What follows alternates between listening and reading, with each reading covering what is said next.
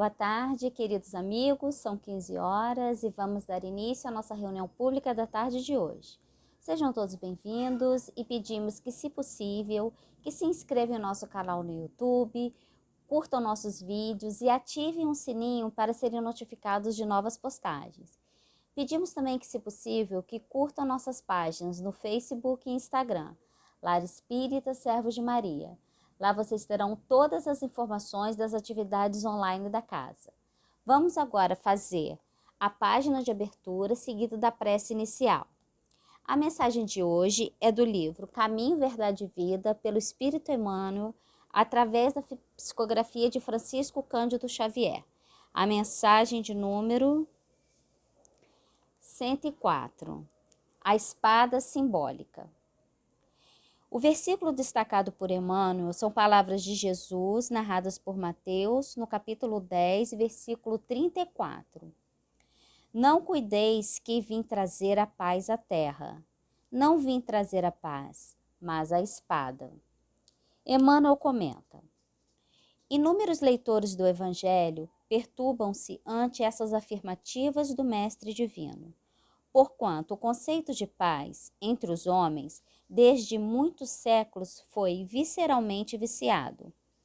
Na expressão comum, ter paz significa haver atingido garantias exteriores, dentro das quais possa o corpo vegetar sem cuidados, rodeando-se o homem de servidores, apodrecendo na ociosidade e ausentando-se dos movimentos da vida. Jesus não poderia endossar tranquilidade desse jaez, e em contraposição ao falso princípio estabelecido no mundo, trouxe consigo a luta regeneradora, a espada simbólica do conhecimento interior pela revelação divina, a fim de que o homem inicie a batalha do aperfeiçoamento em si mesmo. O Mestre veio instalar o combate da redenção sobre a terra. Desde o seu ensinamento primeiro, foi formada a frente da batalha sem sangue, destinada à iluminação do caminho humano. E ele mesmo foi o primeiro a inaugurar o testemunho pelos sacrifícios supremos. Há quase 20 séculos, vive a Terra sob esses impulsos renovadores, e ai daqueles que dormem, estranhos ao processo santificante. Buscar a mentirosa paz da ociosidade é desviar-se da luz, fugindo à vida e precipitando a morte. No entanto, Jesus é também chamado o Príncipe da Paz. Sim, na verdade, o Cristo trouxe ao mundo a espada renovadora da guerra contra o mal, constituindo em si mesmo a divina fonte de repouso aos corações que se unem ao seu amor. Esses, nas mais perigosas situações da terra, encontram nele a serenidade inalterável. É que Jesus começou o combate da salvação para a humanidade, representando ao mesmo tempo o sustentáculo da paz sublime para todos os homens bons e sinceros. Vamos orar? Vamos fechar os nossos olhos e elevar os nossos pensamentos até o nosso Mestre Jesus, agradecendo por esse momento que estamos tendo para refletir sobre seus ensinamentos através dessa doutrina que tanto nos acalenta e consola.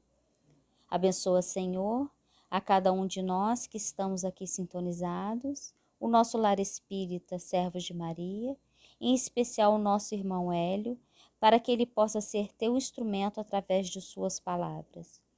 Sob seu amparo e proteção, vamos iniciar nossa tarefa de hoje.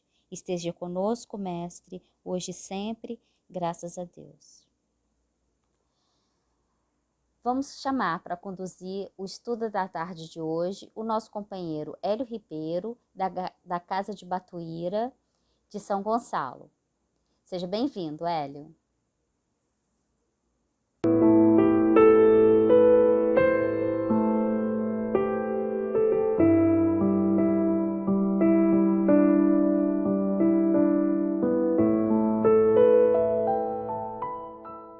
Meus irmãos, minhas irmãs, que a paz de Jesus nos envolva hoje e sempre.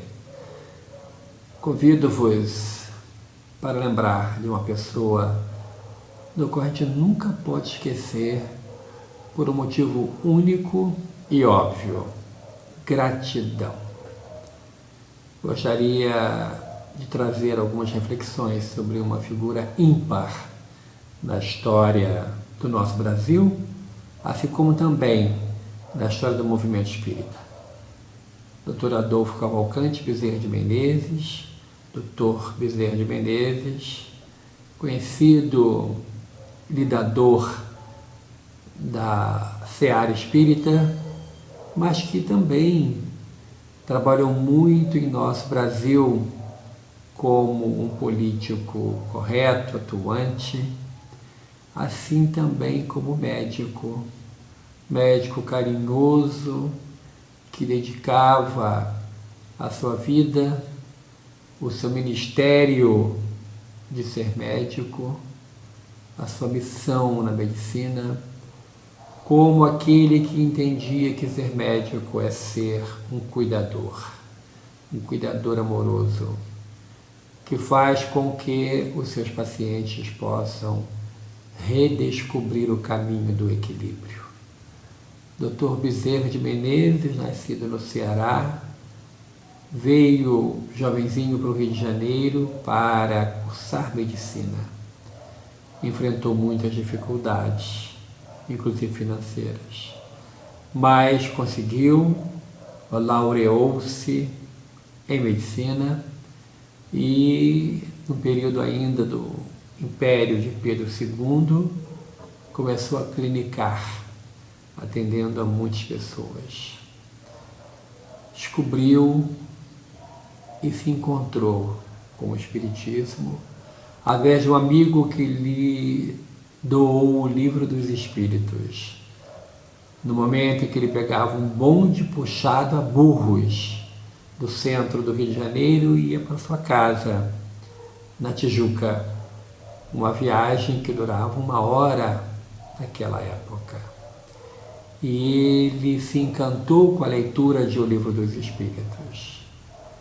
Lendo, ele descobriu que tudo aquilo que ele estava era algo que já era conhecido seu. Nada era novo. Tudo era conhecido seu. E aquilo trouxe para ele recordações da sua vida, recordações de seu compromisso espiritual, e ele tornou-se espírita. Naquela época ele já era um político atuante. Foi vereador, foi deputado, hoje deputado federal, e atuou no Parlamento do Brasil. Atuou de maneira muito acentuada na campanha abolicionista.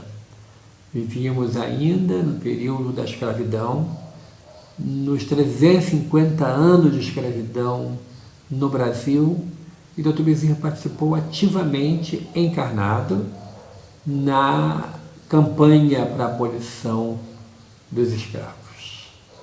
Encontrou uma oposição severa, compacta e unida, que foi dos deputados iguais a ele, que sua grande maioria era composta por senhores de escravos, fazendeiros, e que não gostavam de ouvir falar naquilo que iria trazer a liberdade para a sua mão de obra gratuita, que eram os escravos. E o processo abolicionista foi num crescer tão grande, e que ele, o Dr. Bezerra, através de pronunciamentos por ele feito na tribuna da Câmara Federal, hoje é Câmara Federal, e ele trouxe pronunciamentos interessantes, um inclusive que foi transformado em um livreto pela editora Lorenz, e que trata da experiência da província do Ceará, hoje estado do Ceará, que 2 anos antes da abolição dos escravos em todo o território nacional, a província aboliu a escravidão e trouxe a experiência de como que a economia cearense não afundou com a abolição dos escravos, que era possível assalariar os homens de pele negra e transformá-los em empregados, e que isso não iria trazer a derrocata financeira para ninguém. Esse livreto tem um nome muito grande, né? Como libertar os escravos e não trazer danos à economia brasileira. E ali, que foi o discurso dele proferido na Câmara, você pode observar como que um homem que participou ativamente de um período no Brasil, na história do Brasil, como que ele trouxe ali as experiências tão importantes, as suas vivências. Então, de maneira acentuada, falava da dor daqueles que passavam pela prova da escravidão. E trazia, através de seus exemplos, a certeza de que o Brasil não iria sofrer.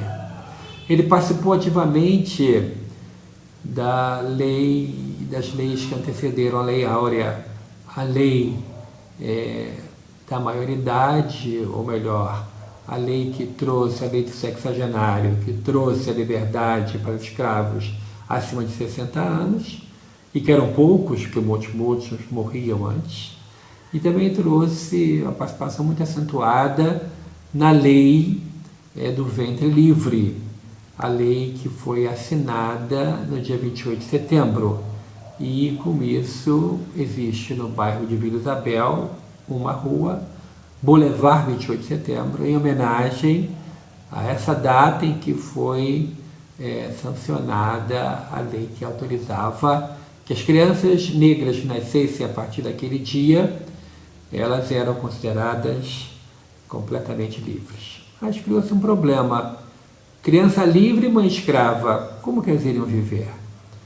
E aí o deputado Bezerra de Menezes apresentou um projeto na Câmara para que fosse criado pelo governo federal em todo o Brasil casas dedicadas à infância, o que seria um protótipo da creche pública para albergar as crianças negras que estariam livres e, ao mesmo tempo, presas, porque livres, mas a mãe escrava iam viver aonde?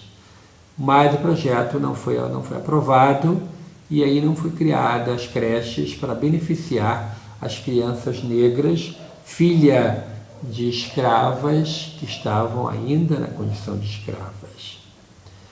E ele, no período em que o Dr. Bezerra exerceu o mandato de vereador, ele foi eleito, porque a eleição era indireta, dentre os próprios vereadores se escolhia o presidente da Câmara, e o presidente da Câmara era o prefeito da cidade. E ele foi o prefeito da capital do Império, a cidade do Rio de Janeiro. E na sua administração, ele trouxe para uma grande parte da cidade a água encanada, que não existia.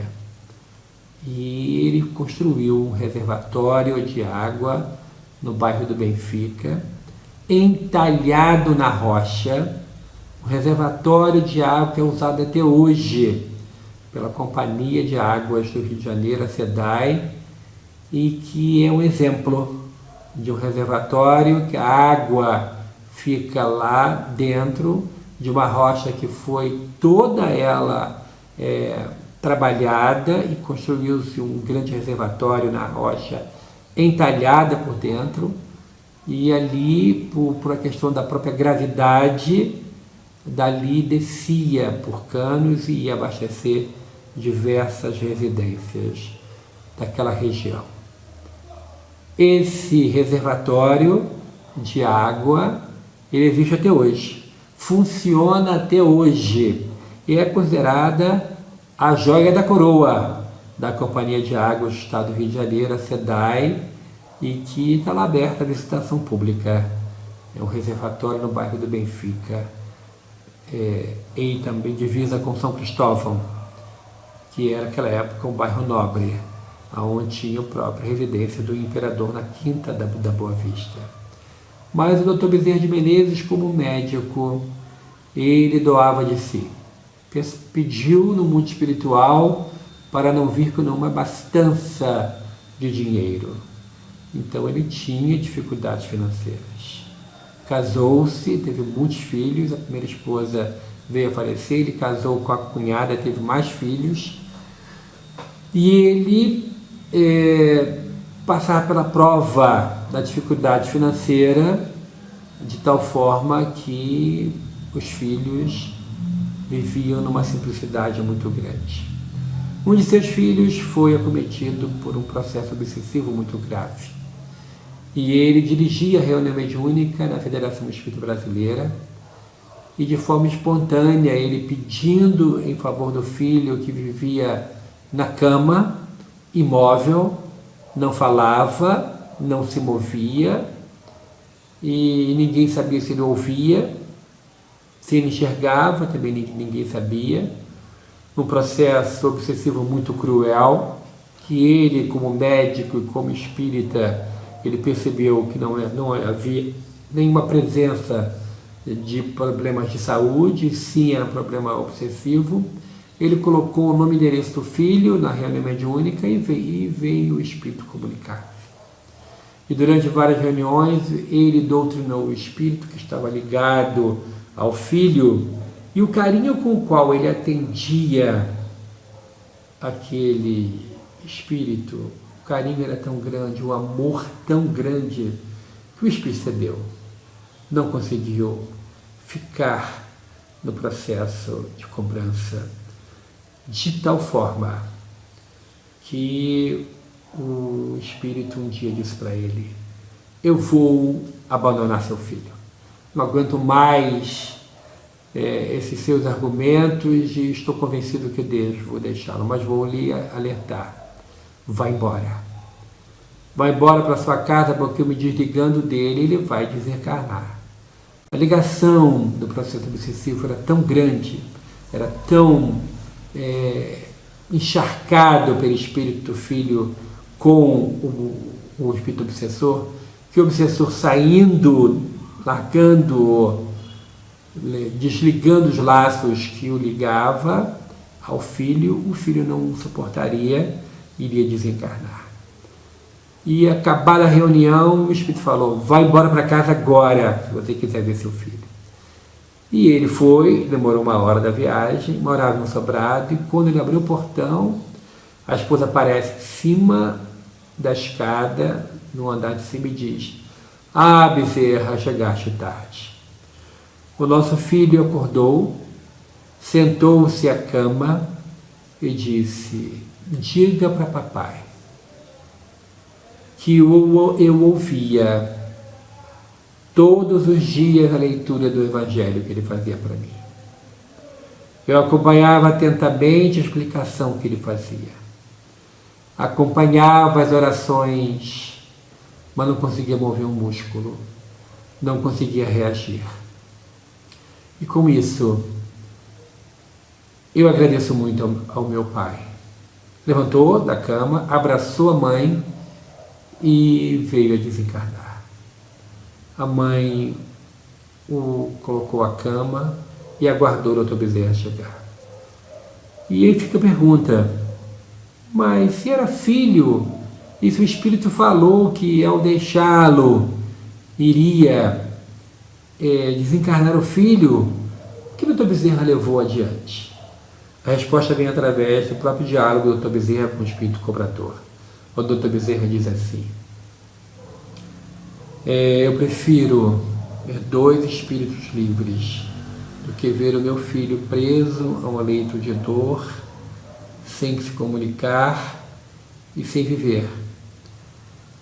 Com a liberdade dos 2, com o perdão incondicional, ele vai voltar a viver. Ele vai voltar, porque eu sei que a vida continua. Ele vai voltar até a liberdade que ele precisa. É um verdadeiro amor de pai. É o amor daquele que entende que a vida continua.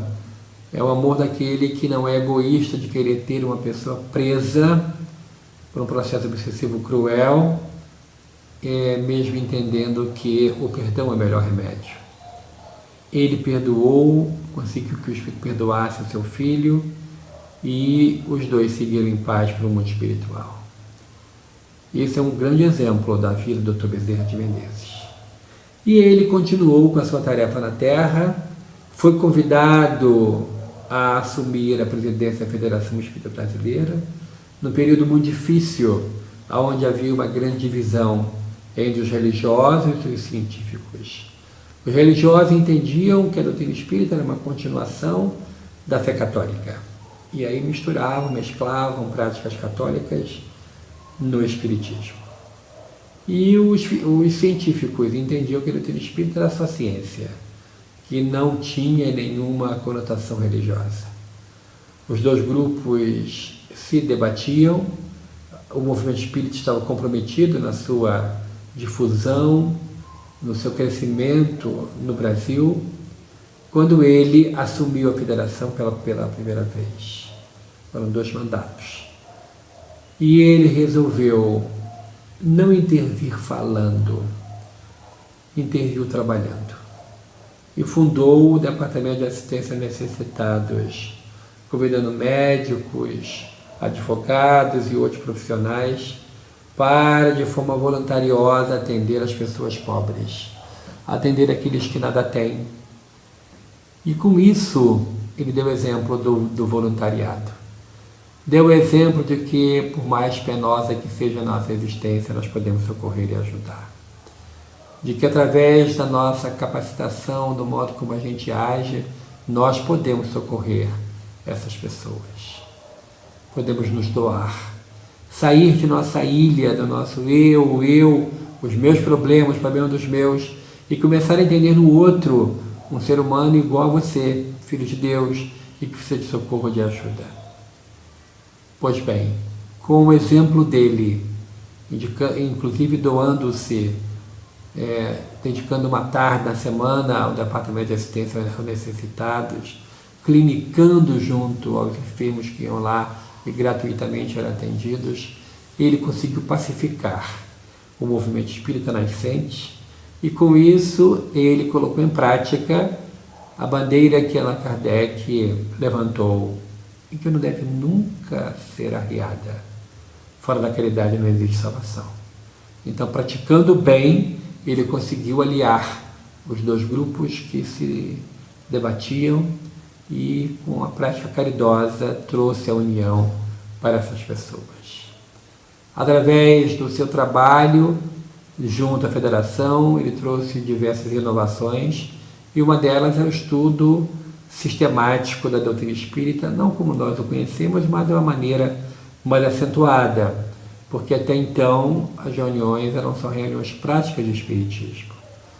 E ele trouxe, através do seu exemplo, o estudo metódico do Livro dos Espíritos, do Livro dos Médiuns, do Evangelho segundo o Espiritismo. Dr. Bezerra, ainda encarnado, ele é autor de um livro muito interessante, editado pela Federação Espírita Brasileira, a Loucura sob o Novo Prisma, aonde ele traz a informação de que mais de 90% dos casos de loucura são de processo obsessivo. Fala de sua própria vivência, sua experiência com o filho que sofreu e traz ali diversos exemplos da ciência espírita e da ciência dos homens, de como que os processos de loucura devem ser tratados pela terapia espírita, passes, água magnetizada, os nomes levados à reunião de intercâmbio mediúnico, levado para a desobsessão, a evangelização dessas pessoas. Essa terapia foi seguida por diversos companheiros que o sucederam nessa lei tão especial e fundaram sanatórios espíritas em diversos locais do Brasil e do mundo, colocando em prática essa terapia espírita. O Dr. Bezerra, enquanto escrevia o livro, recebeu em sua casa, de forma anônima, que a pessoa não quis se identificar, uma mensagem foi colocada na caixinha de correios dele. Era uma psicografia assinada por Samuel Frederico Hahnemann, onde o Dr. Hahnemann ele, da sua vivência, da sua experiência, ele que havia escrito uma mensagem no capítulo 13 do Evangelho segundo o Espiritismo, ele que dedicou a sua vida à codificação, à organização da ciência da homeopatia, Samuel Hahnemann se dirige ao Dr. Bezerra de Menezes e diz que ele está no caminho certo, que a sua pesquisa, a orientação, aquela verdadeira tese que ele estava escrevendo estava perfeita, e dá algumas dicas para ele. Ele fica muito feliz, porque ele estava lidando com os espíritos que participaram da organização da terceira revelação de Deus aos homens, da revelação espírita. Então ele ficou muito feliz com a mensagem que recebeu de Dr. Hahnemann, Samuel Frederico Hahnemann. E o livro foi editado e serve como um norte para aqueles que são médicos, são espíritas e são lidadores da saúde mental. Vale muito a pena a leitura, principalmente para psicólogos e psiquiatras espíritas que precisam conhecer um pouco mais sobre os processos obsessivos, dos meandros através do qual a doença espiritual se transforma em doença psíquica. E o Dr. Bezerra continuou com seu trabalho grandioso. E quando ele adoeceu e ficou um mês em coma, os seus amigos, percebendo da miséria com a qual vivia a família, iam visitá-lo em coma, em casa, e colocavam embaixo do seu travesseiro doações. Era o dinheiro que era utilizado pela sua esposa para a compra de alimentação para os seus filhos. Deixou-nos o Dr. Bezerra de Menezes também um grandioso exemplo de que não devemos reclamar quando a situação financeira não estiver bem. Devemos acreditar de que Deus nunca nos abandona, que Deus não dorme, de que seu trabalho continua grandioso a nosso favor, onde quer que estejamos, com quem quer que estejamos, na situação que estejamos, Deus nunca nos abandona. O trabalho do Dr. Bezerra norteou o movimento espírita e, através de sucessivas mensagens recebidas pelo querido médium Divaldo Franco, que foram colocadas em diversos livros, em especial mensagens editadas pela Psicofonia no final das reuniões anuais do Conselho Federativo Nacional. Essas mensagens são de capital importância. São de uma importância fundamental para que possamos entender o trabalho grandioso do Dr. Bezerra de Menezes junto a nós. É um pai amoroso. É uma criatura que trabalha incessantemente, mesmo podendo estar fora da ambiência do planeta Terra, convidado que foi pela Mãe Santíssima a trabalhar em outros orbes. Ele pediu à Mãe do Céu que continuasse na Terra, trabalhando em favor daqueles que sofrem, daqueles que choram. E o seu exemplo ficou de tal forma que várias casas espíritas em todo o Brasil e fora dele têm ele como patrono, tem ele como um espírito que lhe dirige de maneira muito especial. E para encerrar, eu gostaria de dar um pequeno testemunho de sua atuação, de sua vibração tão especial. Eu, como médium, nunca tive a oportunidade de receber nenhuma mensagem dele. Não me sinto digno disso, mas sinto a sua influência, sinto a sua presença, a sua doce presença, a sua doce influência.